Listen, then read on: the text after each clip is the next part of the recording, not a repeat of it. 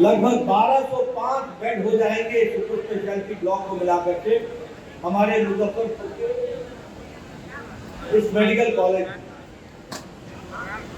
और इसके साथ साथ यहाँ पर cardiology, cardiothoracic, vascular surgery, nephrology, neurology, neurosurgery, gastroenterology, neonatology, Burns और स्किन के रिस्ट्रक्चर करने के लिए, रिकंस्ट्रक्टिव सर्जरी के लिए, ये सारी व्यवस्थाओं के लिए अब आपको न पटना जाना पड़ेगा, न दिल्ली जाना पड़ेगा, मुजफ्फरपुर में ही इलाज हो जाएगा।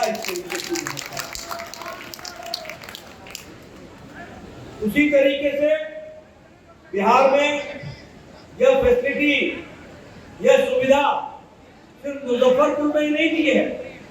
आदरणीय प्रधानमंत्री जी ने ये सुविधा बिहार के दरभंगा में भी दी है, भागलपुर में भी दी है, गया में भी दी है और पटना के आईजीएमसी में भी दी है। इस बात को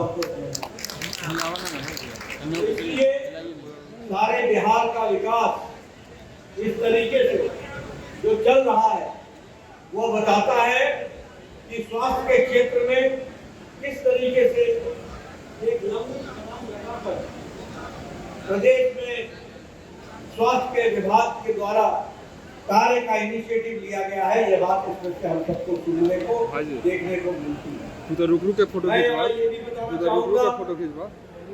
ये विकास की दृष्टि से आपने शायद कभी सोचा भी नहीं होगा, लेकिन जैसा मैंने कहा कि आपको सुपर स्पेशलिटी ब्लॉक तो मिला ही मिला, लेकिन इसके साथ साथ विकास के दृष्टि से एक नए आयाम को भी जोड़ा गया। और उस नए आयाम में चाहे हॉस्पिटल बनाने को, हॉस्पिटल को मेडिकल कॉलेज में बदलने की बात हो, तो चाहे पूर्णिया हो, सारण हो, जमुई हो, झंझारपुर हो, ये सभी इलाकों में एक नया मेडिकल कॉलेज देने का भी काम प्रधानमंत्री मोदी जी ने किया। कभी आपने सोचा था कि पूर्णिया में मेडिकल कॉलेज खुलेगा? कभी आपने सोचा था कि झंझारपुर में मेडिकल कॉलेज खुलेगा? कभी आपने सोचा था कि जमुई में मेडिकल कॉलेज खुलेगा? कभी आपने सोचा था कि सारण में मेडिकल कॉलेज खुलेगा? लेकिन इस तरीके से कभी आपने सीवान में सोचा था कि मेडिकल कॉलेज खुलेगा? कभी बक्सर में मेडिकल कॉलेज खुलेगा ये आपने सोचा था? समस्तीपुर में कभी मेडिकल कॉलेज खुलेगा? आज 8 नए मेडिकल कॉलेज खोले जा रहे हैं और बिहार में 35 मेडिकल कॉलेज हो जाएंगे। ये भी आपको ध्यान रखना है। सीतामढ़ी छूट गया, सीतामढ़ी मां जगत जननी जानकी। मैं इसलिए आपको बताना चाहता हूं कि आज विकास की नई कहानी लिखी जा रही है। और ये क्यों हुआ है? ये इसलिए हुआ है कि आपने बारंबार तीसरी बार भारत के यशस्वी प्रधानमंत्री मोदी जी को तीसरी बार प्रधानमंत्री बनाया। इस कारण से देखिए, आपकी उंगली में बहुत बड़ी ताकत है। उंगली अगर सही जगह बटन दबाती है तो आपको सही नेतृत्व मिलता है, और सही नेतृत्व मिलता है तो मेडिकल कॉलेज मिलता है, सुपर स्पेशलिटी ब्लॉक मिलता है, पीडियाट्रिक आईसीयू मिलता है और कैंसर का बड़ा अस्पताल मिलता है। इस बात को आपको ध्यान रखना है। बताइए, बिहार बदल रहा है कि नहीं बदल रहा है? जरा जोर से बोलो, मेरे को थोड़ा ऊंचा सुनता है। बदल रहा है। बदल रहा है कि नहीं बदल रहा है? बदल रहा है। नेशनल हाईवे बन रहा है कि नहीं बन रहा है? बन रहा है। एक्सप्रेस हाईवे बन रहा है कि नहीं बन रहा है? बन रहा है। 4 लेन बन रहा है कि नहीं बन रहा है? बन रहा है। एलिवेटेड रोड बन रहा है कि नहीं बन रहा है? बन रहा है। अंडर ब्रिज बन रहा है कि नहीं बन रहा है? बन रहा है। बिहार बदल रहा है कि नहीं बदल रहा है? बदल रहा है। बिहार को बदलना है कि नहीं बदलना है? बदलना है। अगर बिहार को बदलना है तो यहाँ बैठे लोगों को नहीं बदलना है, ये ध्यान में रखना है। अगर यहाँ बैठे लोगों को बदलोगे तो अल्टा पलटी होगा। समझ गए? अल्टा पलटी। और सही जगह बटन दबाते हो तो विकास होता है, और गलत जगह बटन दबाते हो तो विनाश हो जाता है। याद रखना। आपको याद है ना, 5 बजे के बाद कोई घर से बाहर नहीं निकलता था। याद है कि भूल गए? ना याद है कि भूल गए? याद है ना? माँ बेटी सुरक्षित नहीं थी, याद है ना? याद है। आइए बंद करके जो निकलते थे लोग, याद है ना? याद है। आज जमीन का खोसा खोसी होता था, याद है ना? याद है। तो ऐसे लोगों से बचने का एक ही रास्ता है कि अपनी उंगली का सही उपयोग करके सही बटन दबाना और सुपर स्पेशलिटी ब्लॉक लेना, मेडिकल कॉलेज लेना, विकास करना और कैंसर का हॉस्पिटल खुलवाना, यह हमारी व्यवस्था है। मित्रों, एक बात और बताना चाहता हूँ। आप बताइए, आयुष्मान भारत दुनिया का सबसे बड़ा हेल्थ कवर है कि नहीं है? गरीब लोगों को 55 लाख लोगों को 5 लाख रुपए का इलाज का मुफ्त मिल रहा है कि नहीं मिल रहा है? मिल रहा है। गंभीर बीमारी से लड़ने के इलाज की व्यवस्था की गई है कि नहीं की गई है? की गई है। मित्रों, यह सबसे बड़ा हेल्थ का कवरेज का कार्यक्रम है। और कौन है ये गरीब लोग?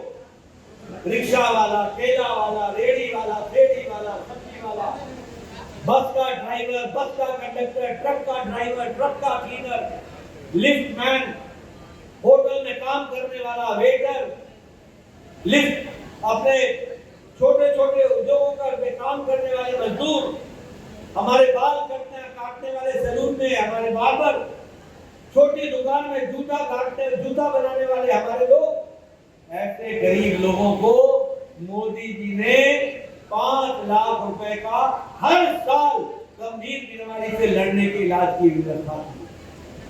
आप बताओ, कोरोना में अमेरिका लड़खड़ा गया था कि नहीं लड़खड़ाया था? ऑस्ट्रेलिया लड़खड़ाया कि नहीं लड़खड़ाया? जापान लड़खड़ाया कि नहीं लड़खड़ाया? सारा यूरोप तकलीफ में आया कि नहीं आया? ये भारत है जो मोदी जी के नेतृत्व में दुनिया का सबसे बड़ा वैक्सीनेशन प्रोग्राम, टीकाकरण का कार्यक्रम और 220 करोड़ डोज, डबल डोज और बूस्टर लगा करके उन्होंने 140 करोड़ के देशवासियों को बचाने का काम किया। तो नरेंद्र मोदी जी ने किया, ये हमको ध्यान रखना। यहां अभी हम गए थे पीडियाट्रिक आईसीयू में, वहां जेई का पेशेंट था। आपको मालूम है, जापान में जेई की दवा 2006 में आ गई, 1906 में आ गई थी, और भारत में जापानीज इंसेफ्लाइटिस की दवा 2006 में आई। पूरे 100 साल लग गए। टेटनस की दवा को आने में 28 साल लग गए। डिप्थीरिया की दवाई को आने में 30 साल लग गए। ट्यूबरकुलोसिस की दवाई को आने में 30 साल लग गए। लेकिन जब कोरोना आया तो मोदी जी ने टास्क फोर्स बैठाया, उनको, साइंटिस्टों को, वैज्ञानिकों को प्रोत्साहन दिया और 9 महीने के अंदर एक नहीं 2 वैक्सीन बना करके देश को आत्मनिर्भर बना दिया। ये हमको, और इस तरीके से देश को बचाने का काम, और हम लोगों ने 100 देशों को वैक्सीन ने कोरोना की वैक्सीन पहुंचाई और 48 देशों को हमने मुफ्त में वैक्सीन पहुंचाई। 48 देशों। इसलिए भारत अब मांगने वाला भारत नहीं है, अब भारत देने वाला भारत बन गया। देने वाला भारत। 100 देशों को वैक्सीन, 48 देशों को मुफ्त में वैक्सीन पहुंचाई। इसलिए मित्रों, हर तरीके से ये कार्यक्रम आगे बढ़ रहा है। आप देखिए, आज भारत में गरीबी की रेखा के नीचे रहने वाले 25 करोड़ लोग आज गरीबी की रेखा से ऊपर आ गए हैं। आज भारत में अति गरीबी 1% से भी कम हो गई। आज भारत जो 11वें नंबर की अर्थव्यवस्था था, आज अमेरिका मुसीबत में है, आज ऑस्ट्रेलिया मुसीबत में है, आज यूरोप मुसीबत में है, आज रशिया मुसीबत में है, आज जापान मुसीबत में है। आज सारा देश आर्थिक संकट झेल रहा है और मोदी जी के नेतृत्व में भारत में एक मजबूत अर्थव्यवस्था बनकर के सामने आई है। और हम 11वें नंबर से छलांग लगाकर ब्रिटेन को पछाड़कर 5वें नंबर की अर्थव्यवस्था बन गए। 5वें नंबर की।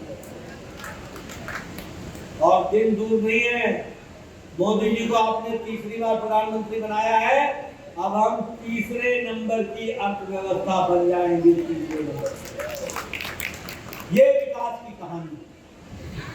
पहले हमको यहाँ से मुजफ्फरपुर जाना पड़ा, मुजफ्फरपुर से पटना जाना पड़ता था तो 6 घंटा लगता था। 6 घंटा। डॉक्टर साहब आपको भी मालूम नहीं होगा, मुझे अपना बचपन याद है। पहले पहलेजा घाट जाओ, एलसीटी का वो पकड़ो, फिर उस पर अपनी गाड़ी चढ़ाओ, फिर पहलेजा घाट से इधर हाजीपुर घाट से पहलेजा घाट में उतरो। होता था कि नहीं होता था? हाँ कि नहीं था? मैं ठीक बोल रहा हूँ कि नहीं बोल रहा हूँ? और अभी मैं 1.5 घंटे के अंदर हम पटना पहुंच जाएंगे। ये अंतर आया है विकास की कहानी। इसलिए मित्रों, मैं एक ही बात कह सकता हूं कि प्रधानमंत्री मोदी जी ने बिहार में स्वास्थ्य को नई दृष्टि देने के लिए और नया काम करने के लिए एक बहुत बड़ा नायाब तोहफा, एक बहुत बड़ा नायाब उन्होंने आपके लिए ये आईसीयू और आईसीयू पेडियाट्रिक आईसीयू और इसके साथ साथ सुपर स्पेशलिटी ब्लॉक दिया है और 8 नए मेडिकल कॉलेज दिए हैं। ये सब हम आपको शुभकामनाओं समेत भेंट करता हूं और आप सब लोग इसका उपयोग करें, हमारे बिहार के लोग स्वस्थ रहे और इसके कार्य को आगे बढ़ाने में हम पूरी ताकत लगाएंगे। इस बात का आपको विश्वास दिलाते हैं। आपने, मैं देर से आया, इसके लिए आपको बहुत बहुत धन्यवाद। जय भारत, जय बिहार।